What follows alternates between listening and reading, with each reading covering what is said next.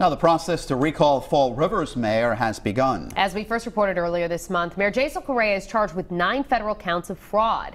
The charges have led to some people questioning whether he's still fit to lead the city. Eyewitness News reporter Kim Kalunian spoke with a person who's part of the recall effort. Kim joins us now in studio with the details. New tonight. Well, Mike and Shannon, Mayor Correia has maintained his innocence and says he will not be resigning. And while the city council is scheduled next week to vote on whether they believe Correia can perform the duties of his office, some have called into question their power to suspend the mayor. The power of the recall process, however, is undisputed.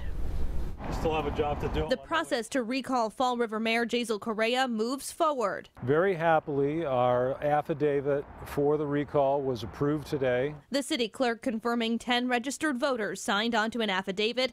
They'll now have 20 days to collect signatures from 5% of the city's more than 50,000 registered voters.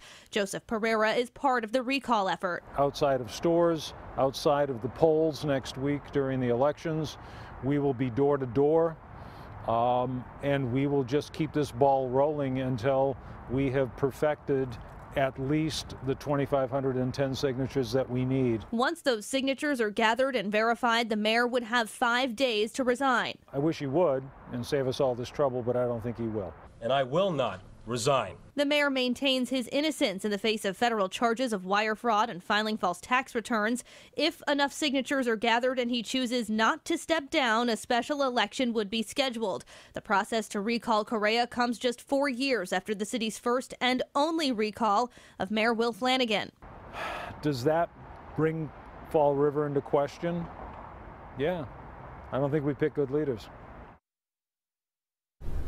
And I did speak today with the president of the city council. He estimates this special recall election could cost the city between $50,000 and $60,000. And he says he's looking forward to discussing the direction of Fall River at next week's city council meeting. I did also reach out to the mayor and members of his team for comment on this recall effort, but so far I have not heard back. Live in the newsroom tonight, I'm Kim Kalunian, Eyewitness News.